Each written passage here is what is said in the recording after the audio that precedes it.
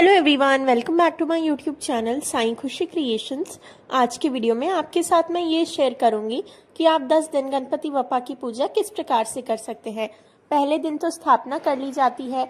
अब स्थापना के बाद नेक्स्ट डे से बप्पा की पूजा कैसे करें। सबसे पहले तो सामग्री देखते हैं।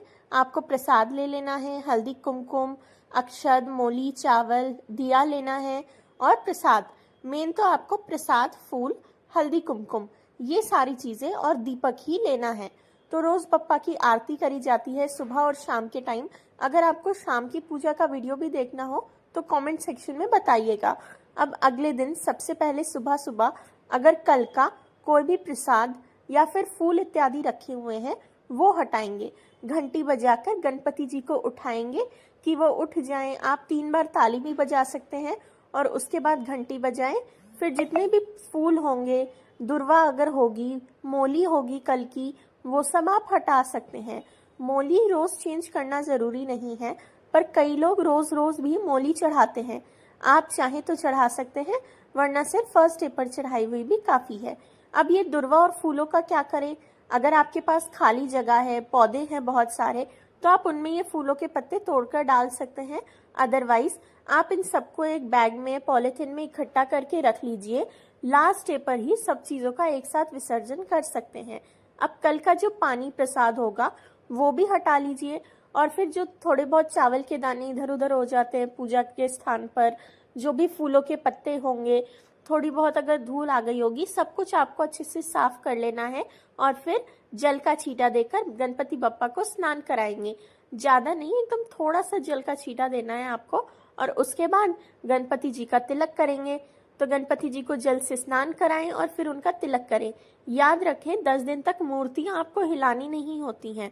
तो गणेश जी की छोटी मूर्ति हो, रिद्धि सिद्धि जी जो सुपारी से बनाकर रखी हो वो, कलश, कुछ भी आपको हिलाना नहीं है बिल्कुल भी उनके स्थान से।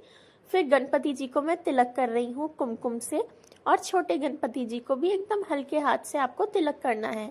कलश पर भी तिलक करेंगे, हल्दी कुमकुम, रोली, चावल सब कुछ अर्पित करेंगे, अक्षत चढ़ाएंगे गणपति जी को।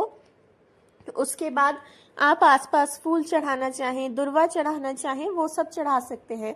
अगर दुर्वा नहीं हो तो आप बिना दुर्वा की भी पूजा कर सकते हैं, पर कोशिश करके गणपति जी को दुर्वा जरूर से चढ़ाएं।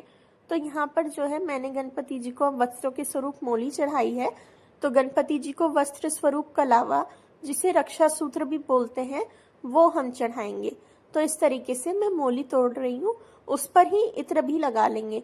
अगर आप रोज रोज मोली चेंज नहीं कर रहे हैं तो आप डायरेक्ट गणपति जी की मूर्ति पर भी इत्र लगा सकते हैं। तो मैंने यहाँ गणपति जी की मूर्ति पर इत्र लगा लिया है और भगवान को मोली भी चढ़ा दी है। अब भगवान के प्रसाद में आप रोज कुछ भी बना सकते हैं, न्यू न्यू चीजें बना सकते हैं।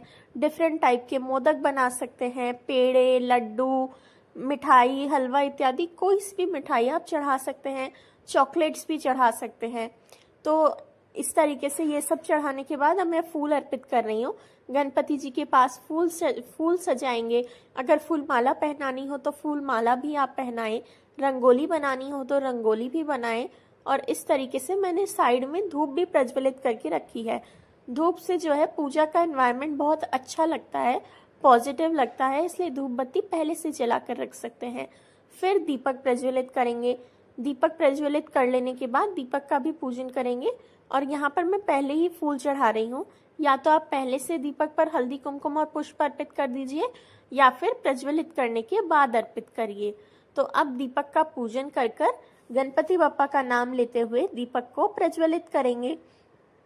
अब जो है गणेश जी के पास जो भी प्रसाद बनाया होगा वो सब प्रसाद आप रख लीजिए।